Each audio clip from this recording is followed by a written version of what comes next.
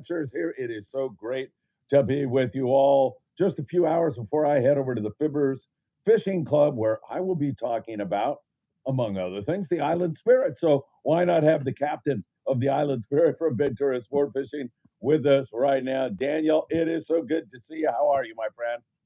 Good to see you too, Phil. Doing well. What is happening up at Ventura Sport Fishing? I know you guys have been cranking some big fish. You can fish as deep as you want right now. I've seen guys with some signals on seabass and halibut. When's your next trip and what are you targeting? Yeah. So it's a lot, but we have trips all. We're open party every single day. We do have some people signed up tomorrow. If we can get a few more, we'll run with a light load. Should be a fun day. Definitely need help getting Saturday out. We've got a bunch of people signed up on Sunday for Kids Fish Free Sunday, and we got some people signed up for Monday too, but need more. So we have a chance to get out like 4 days in a row. That'd be super cool. Fishing's been excellent. We've tried everything from the super deep water. It's been outstanding quality. Fish shallower and had nice, whitefish, sheephead fishing, shallow water cod, stuff like that. It's been really good. And it was unfortunate on our last trip. We didn't have live bait. The bait boat was having trouble catching bait, but looks like we're gonna have live bait in our wells here again soon shortly, and we're gonna definitely be trying to catch some halibut, sea bass, stuff like that. It's been really good sign of it. Tucker's out in the Endeavor right now. I know they had a nice snap on halibut in their last trip, and they're seeing sea bass as well, just not quite biting yet, but that's gonna change any day now. Good So deal. Any reports, early reports from Tucker? Have you talked to him? I haven't spoken to him today, but I know they had pretty nice fishing on their last trip. Really, a lot of lingcod, good quality rockfish, and then obviously they had that nice snap on the halibut. If you saw his post there, so it looks like they had a fun trip with a light load on a multi-day there. Yeah, it sounded good. I think he had 10 flatties, great fishing. He had a dozen the Yeah, trip before or something like that. So yeah, that he's had really good fishing there. that sounds great. We're talking about these light loads right now. At some point, the opportunity to fish on the boat with a light load will go away because it'll be summertime. It'll be crazy. People, you have a lot of people. So these are unique opportunities to get out on a truly roomy boat. I love that boat, the old Sea Spray, man. I mean, I still remember it. And the Island Spirit has so much room, and you get out there with 15, 20 people, and man, you're in heaven. So these are unique opportunities for people. Yeah, absolutely. And on our last trip, we were even lighter than that. We got out with 11 people. 11 people on a 70 plus foot boat. That's a lot of room. I mean, you got like 10 feet of space to yourself, 15 feet of space to yourself if you want it. But yeah, it's definitely more enjoyable to have not a lot of tangles, get to know everybody on the boat on a more personal level, stuff like that. Light load fishing is fun, and there's an opportunity for some of that coming up, especially the next few days. But yeah, like you said, as we creep into summer months and then the surface action gets hot and kids are not in school anymore, it's going to be heavier passenger loads every day. So it is a nice opportunity right now to fish with a light load. And like I said, fishing's been it's been good and even improving every day. So we're super excited to take you guys out. That is great. And Daniel, I didn't even realize that the Island Spirit was 70 feet. I figured she was a 65 footer. That's, it doesn't surprise me just because when you walk up in the bow and you see all of that room Yeah. and you can easily pass one another on the Mhm. starboard and port side, and there's tons of room for your tackle box and everything. That doesn't surprise me, but I never knew that. Yeah, I believe it's a 70 footer, and it's a very spacey one at that.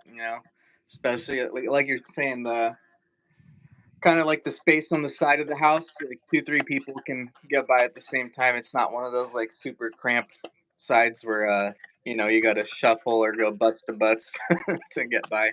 It's a roomy boat. We love it.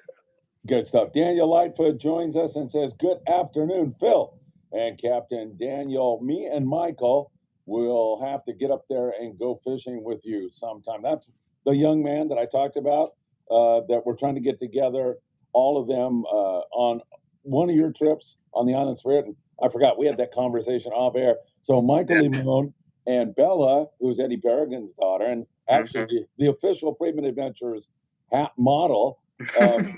They have a conversation going with Paulina, who is my co-host in Mexico, and we're going to get them all together on the Island Spirit, and that's going to be a lot of fun, Daniel. Awesome. Yeah, I'm looking forward to that, guys. It's going to be a good trip. For sure. Hit that like button, everybody. If you have a question for Captain Daniel Hadawi, please ask it. Isaac says, good afternoon, everyone. Our friend Jeff Yeomans from the 540 Slingers Club says, good afternoon, Phil and Captain Daniel. Jeff. Bill Wilkerson, it looks like, says, hello, Phil, and hello, Danny. You know Bill from the Malahini and I don't, but he runs the Malahini, right? Owns a boat. Yes. I think I've seen his interview with you. So hi, good. Bill. Good deal, Bill. Thank you, man. It's good to see you, my friend. Always good to have you along with us. So, what depth of water are we fishing the rockfish, or what are the parameters? And I asked that question to figure out what kind of lead do you want people to bring. Yeah, it's been kind of different every day. Obviously, we've tried the really deep water at times just to go for that quality. And when we've tried it, when we've had nice conditions, like not too much wind and current, and we fished, it's been really good, really productive. That like 450 to 600 foot depth. There's been really nice quality fish in there, but the only problem is it's kind of hard on the arms for some people, and the current's been really strong at times too. So we've kind of opted to fish in like the 40s, like the 200 to 300 foot range, let's call it, and that's been really good. It's really good fishing. It's not too deep, really good quality in there still. So I think if you bring 16-ounce sinkers, that'll be plenty good. All right, 16-ounce sinkers, and then we're doing a double hook Ganyan rig. What size hook? Circle, J? What do you recommend? Yeah, for the rock cod, I like 3/0 circle hooks. Those are my favorite for rock coding. And then we'll also fish shallower too. Like we'll bring it into like 100 to 200 feet to try to get more variety, like a mix of whitefish and sheephead and lingcod and stuff like that in there. So when we go a little shallower, you can bump the lead down to like a 10-ounce or something like that, and then fish J hooks, like size 1 or 1.0 J hooks. It's been working good too. And I know you prefer people fish bait because you think it's more effective. You know it's more effective is what I should say. You're out there all the time. You know what's going on. But, you know, the slow pitch thing, man, everywhere I go now, everybody's going to like, this is the new thing, man. Slow pitch, jig fishing. And guys that want to do that are welcome to come out and do it. Absolutely. It's certainly gotten some popularity, and we've had people on almost every single trip fishing the slow pitch jig. And I've seen it work. It looks like it's fun. Guys are catching fish with it, especially when it's like a more cod centric place, like deeper. But yeah, we ask that when we fish inside shallower, kind of like in the 100 to 200 foot range, and we're primarily catching whitefish.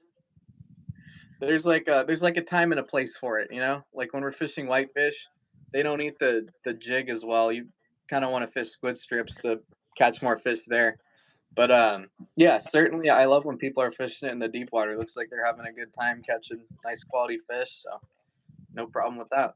All right. And how has the deep water, you mentioned there are some challenges with regard to the deep water, but have you been catching the big quality fish? All that fish I saw on the Western Outdoor News Rockfish Rumble. Geez, there was one Boccaccio that had to be 12 pounds that I saw there. Yeah, I think there was a Boccaccio that was 12 pounds, and we had a red that broke 10 pounds, several more in that like 8-9 pound range. Not several, like probably dozens. It was really good. And yeah, that's that deep water fishing, like in 400, 500 something feet.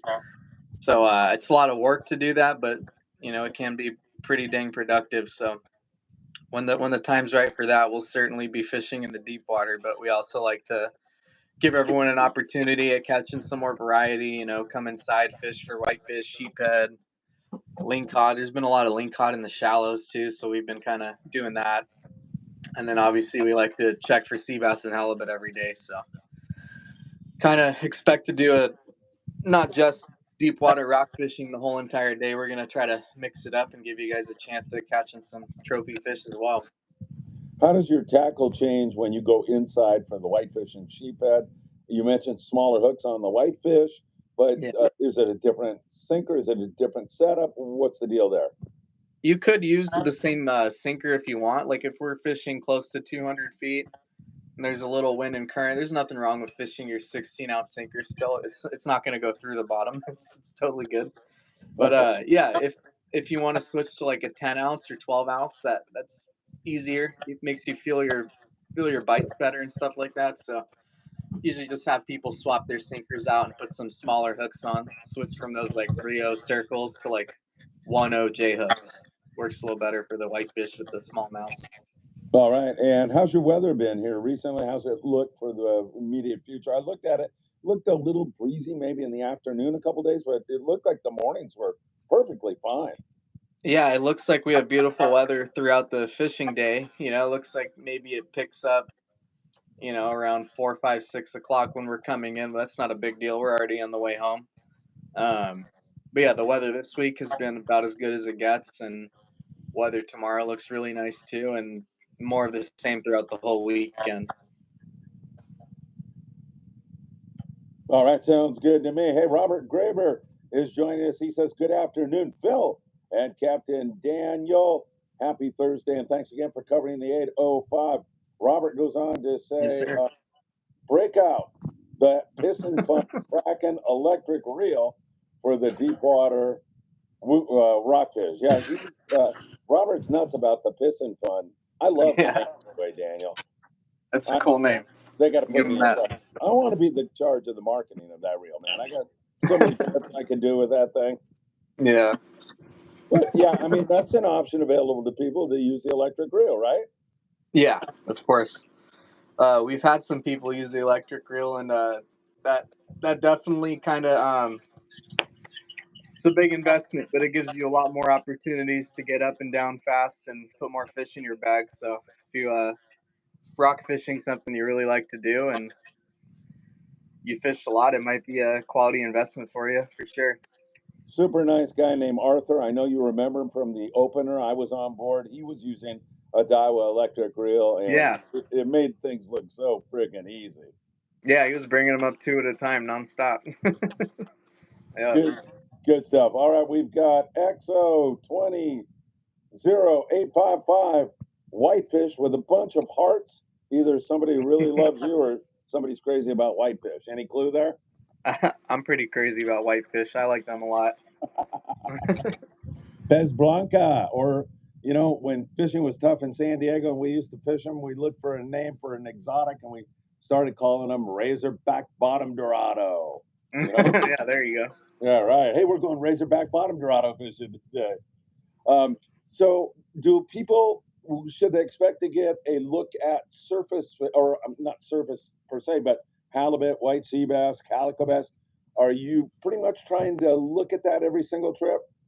Definitely. Yeah, that's my favorite type of fishing. Like that's kind of what gets the blood going for me. So I definitely want to be doing a lot more of that, especially as we get some nice live bait in the wells again, and our people want to do it. I'm totally down. I'll stay late to fish sea bass and halibut every single day if it's working out. All right, good stuff. And as you said, we've been getting some signals on that. How does the gear change when you go into fish halibut and sea bass? And do you like fluorocarbon? Are you a fluorocarbon fanatic? I'm a huge believer in fluorocarbon. I think it'll definitely make or break your fishing there. You kind of have several different options on how you want to rig up for that kind of fishing. One way that's been really popular is the fluke. I actually got one handy. I've been using them Oh, cool. here. If you want like an orange head, something like this, it's just a little orange head with this like 7-inch split tail fluke. Very cool. That's been working pretty good for sea bass, halibut, all that good stuff.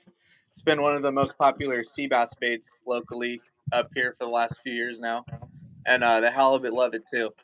So if you want to come with some of those flukes and probably like a 1-ounce lead head works best. You kind of want to when you're fishing the halibut, you want to bounce it off the bottom, and you want to be able to like feel your jig. So probably like a 1-ounce to 1.5-ounce head is best for that.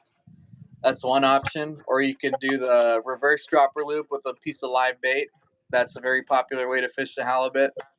And then my personal favorite's just the traditional dropper loop, like 3 or 4 feet above your sinker, with a small J hook and a live sardine or anchovy.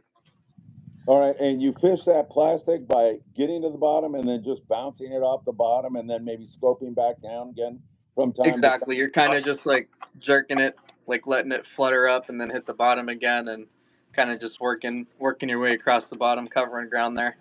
Works pretty good for the halibut. All right, good stuff. I want to just go into the fluorocarbon with you for a second because you're emphatic. When I ask you that question, you don't even hesitate. You say, "Yeah, I'm a." So it leads me to believe that you paid attention over the years. You've watched the guys who are fishing fluoro. You watch the guys who are fishing straight mono, and you've seen the empirical results, and that's why you're a believer. Do I have that right?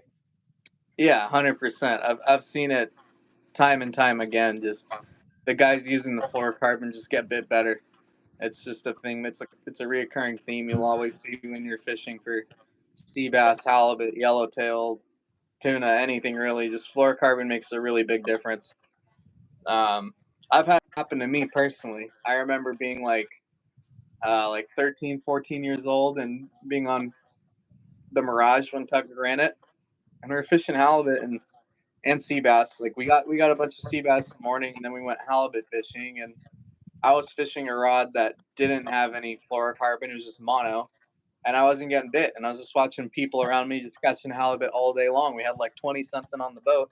I didn't have any. And then I asked one of the deckhands to retie me, like give me a fluorocarbon setup with a high dropper loop, and started catching them one after another. After that, it didn't take long, and by the end of the day, I had like 4 nice ones. So that's the first time I kind of realized that, like, oh wow, like fluorocarbon does make a difference. Instead of like being lazy and not tying on a fluorocarbon leader, it's worth it to break that little spool out of your box and just put on like 10, 12 feet of fluorocarbon, and it's worth it. That's amazing. That truly is amazing. Now, Yeah. fluorocarbon with just bait or with the plastic lure also? I don't know if it makes a difference with the plastic lure, because I feel like that's kind of more of like a reaction bite, but it certainly doesn't hurt. You're fishing for game fish. We know that fluorocarbon is less like or more abrasion resistant than mono. Like it doesn't stretch as bad, and like we know it's a better quality line, and you're trying to catch game fish. So whether it helps or not with the jig or fluke or whatever, like why not use it? It's not going to hurt anything to use it. So Yeah, right. And I'm a fan of it. yeah, go ahead. I'm sorry. No, I'm just saying I'm a fan of it. I'll always just use fluorocarbon if I'm fishing anything other than rockfish, whitefish. Right on. That sounds good to Yeah. me. And what pound of fluoro when you're fishing the sea bass and the halibut up there for bait right now? What do you recommend? Yeah, so when we're fishing, like right now, the fishing's kind of like uptight to like the beach and the cliffs there, like really shallow water. Like that kind of fish, you can get away with like 15, 20 pound, like maybe 25-pound at most. Um, that's kind of the fluorocarbon you want at this time. But later on in the year, when you're fishing like the outer islands on the squid beds and stuff, you kind of want to bump your line up to like 30, 40 pound. But for fishing on the day boats right now, trying to catch halibut locally, I'd probably say if you have a just pop an extra spool of 20-pound fluorocarbon in your tackle box, you'll be plenty good. All right, good stuff. Halibut man, it's going to be a great weekend for fishing. Mitchell, Daniel, and I couldn't agree more. Yeah, I'm excited. Can't wait. Me too. So maybe you can get out tomorrow if this Friedman Adventure family who's listening right now will get Yeah. off their butts and go fishing tomorrow. How do they make a reservation? Not only for tomorrow, but for the coming days. Also, you said you've got quite a few people on Sunday, but still some room. Kids Mhm. fish free. Give us the whole idea on that. Yeah, so for tomorrow, we definitely need a few more reservations to get off the dock. So if you guys want to help us get out tomorrow, come have a fun day of fishing, you can call the landing at 805-676-3474 or check us out at venturasportfishing.com. Do need a few more reservations to get out tomorrow. On Saturday, we do need some more reservations as well. Sunday is our kids fish free special. We do have a bunch of people signed up, but the more the merrier. There's still plenty of room. And then we do have some people signed up for Monday as well, so if we can get a few more for Monday, we'll be able to get out then too. So plenty of opportunity to come fishing with a light load. I think Sunday is going to be a little more of a crowd, but every other day it's a pretty light load and a good opportunity to come fishing with us here. Hey, Scott Kim says hello to you and me. He's on here right now. Scott, good to see you, my friend. Anybody else has a final question for Daniel? There's a lot of people watching. You can get it in now before I say goodbye. What is the total limit of fish you can take home, your bag limit right now, Daniel? How many fish can you take home in total? Yeah, so the bag limit year round is always going to be 20 fish. So you can take a total of 20 fish home. Obviously, not including sand dab or mackerel, stuff like that. You can keep as much as you want to, but as far as regulated fish that have limits, you can only take 20 total with you home. So that can be compromised of anything that like 10 whitefish, 10 rockfish would be a 20 fish legal bag. But if you also caught, let's say, 2 lingcod and a sheephead, you'd have to give away a few of your whitefish or rockfish to stay within that 20 fish bag limit. So that goes on for the whole entire year. All right, good stuff. That's a lot of fish, man. Most of the time, I Yeah. figure out of any fish that you catch, if it's just an average sized fish, there's 4 fish tacos there, man. So I don't know. Yep. That feels like 80 fish tacos to me. That's a lot of fish. It is a lot of fish. All right, Daniel Hadawi, it's always such a pleasure. Good to see you, my friend. I can't wait to come up there again and fish with you. We were talking about that when we were down in Mexico. Got to get back to Bench Press Sport Fishing and make Yeah. a trip. Yeah, it's going to be a good time. I can't wait, guys. Hoping to see you on Phil's trip and possibly sooner, too, if you guys would like to come fishing with a light load this weekend. That sounds great. We're going to be on there May 31st, but like Daniel said, he's out every single day that they get enough people. And I highly, highly recommend you join him, his great crew, Bert and the Galley. It's really a lot of fun, and you'll go home with some nice fish. You get good weather up there, and you're going to go home with some fish. Daniel, great to see you. Thanks for being here. I always really love to see you and deeply appreciate your time. Thank you so much, Phil. Really appreciate you, too, and hope you guys all have a good evening. All right. Take good care, Alrighty. and I hope you get out tomorrow and get them. Yes, sir. Thank you, guys.